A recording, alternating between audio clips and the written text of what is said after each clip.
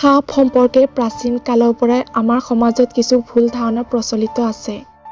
দুৰ্ভাগ্যজনক এইটোৱে যে বহু উচ্চ আনুষ্ঠানিক শিক্ষাৰে শিক্ষিত লোকেও এই ভুল ধাৰণাবোৰক কেৱল প্ৰশ্ৰয় দিয়াই নহয়, এই ভুল ধাৰণাসমূহৰ পক্ষে পাৰ্যমানে ওকালতি কৰি নিজা উপস্থাপনাৰে বাস্তৱ ধৰ্মিতাৰ সাপ সম্পৰ্কে প্ৰচলিত অতিৰঞ্জিত কাহিনীৰ সতে সাঙুৰি দিয়ে যে সাধাৰণ মানুহৰ সেইবোৰ ভুল একেবাৰে মন মগজুৰ মাজত সোমাই যায়গৈ।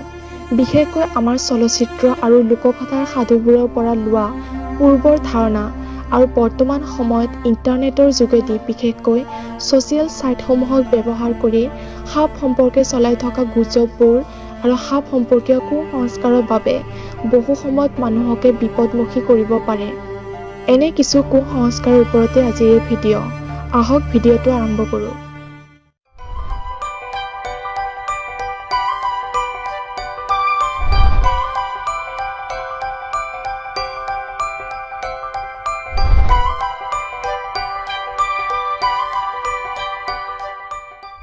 সাপ মানে বিষাক্ত নহয়।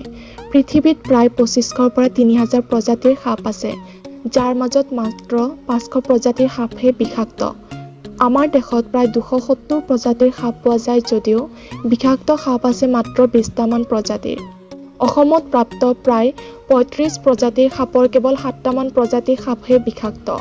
সাধাৰণ দৃষ্টিত সাপ চিনি নোপোৱাকৈ কেৱল তাৰ দৈহিক গঠনৰ ওপৰত সাপৰ প্ৰজাতিটো বিষাক্ত নে বিষহীন তাক নিশ্চিতভাৱে কোৱা টান। পিছে সাপে কামোৰা দুৰ্ঘটনা ঘটিলে সেই কামোৰৰ আঘাত চাই সহজতে ধৰিব পাৰি যে সেইটো বিষাক্ত সাপৰ কামোৰ নে নিৰ্ভীক সাপৰ কামোৰ। ইয়াৰ ওপৰত আমাৰ এটা ভিডিঅ' আছে, ডেছক্ৰিপশ্যনত দিয়া লিংকত গৈ চাব পাৰে।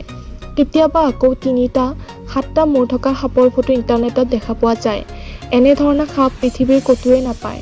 এইবোৰ দুষ্ট লোকে চলোৱা অপপ্ৰচাৰ মাথো। সাপৰ মূৰত থকা মণিয়ে সেই ৭ ৰজাৰ ধন। যি মণি সাপৰ মূৰত থাকে বুলি সৰুৰে পৰা নানাজনৰ মুখত নানান মুখৰোচক কাহিনী শুনাৰ উপৰিও আমাৰ চলচ্চিত্ৰত, গল্পত, উপন্যাসত বহুলভাৱে প্ৰচলিত হৈ আহিছে এই মণিৰ কাহিনী, যিটো কথা সম্পূৰ্ণ ভিত্তিহীন। প্ৰায়ে এটা কথা শুনা পাওঁ যে গোৱালা জাতীয় কিছু সাপে গৰুৰ ভৰিত মেৰিয়াই ধৰি গৰুৰ গাখীৰ চুপি খায়, আৰু আচৰিত কথাটো হ'ল যে বহু শিক্ষিত মানুহো সাপে গাখীৰ খোৱাটো বিশ্বাস কৰে। সাপে পিছে কেতিয়াও গাখীৰ নাখায়। সাপৰ মুখৰ গঠন আৰু তাৰ হাওঁফাওঁ গাখীৰ চুপি খোৱাৰ বাবে উপযোগী নহয়, কিয়নো যিকোনো প্ৰাণীৰ গাখীৰ চুপি খোৱাত জিভাৰ এক উল্লেখনীয় ভূমিকা আছে।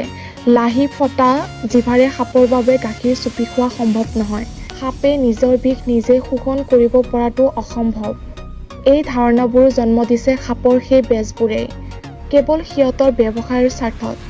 ভাৰতৰ দৰে উন্নয়নশীল দেশবোৰত সাধাৰণ মানুহৰ অজ্ঞানতাৰ সুযোগ লৈ এই বেজবোৰে গঢ়ি তুলিছে এক লাভজনক ঠগবাজি ব্যৱসায়। সাপ সম্পৰ্কে আন এক ধাৰণা হ'ল সাপৰ বেজক সাপে খুটিলে একো নহয়। প্ৰকৃতাৰ্থত এওঁলোক সাপৰ বিষদাঁত ভাঙি পেলায়, নাইবা বিষগ্ৰন্থিৰ পৰা দাঁতলৈ সংযুক্ত নলীডাল কাটি দিয়ে।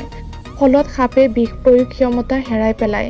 সেই বেজক সাপে কামুৰিলে একো নহয়। সাপ প্ৰতিশোধ পৰায়ণ, এই কথা সম্পূৰ্ণ মিছা। তথ্যখিনি ভাল লাগিলে অনুগ্ৰহ কৰি ভিডিঅ'টো লাইক কৰিব আৰু কমেণ্ট কৰি আপোনাৰ মতামত জনাব। লগতে চেনেলটো ছাবস্ক্ৰাইব কৰিবলৈ নাপাহৰিব। ধন্যবাদ।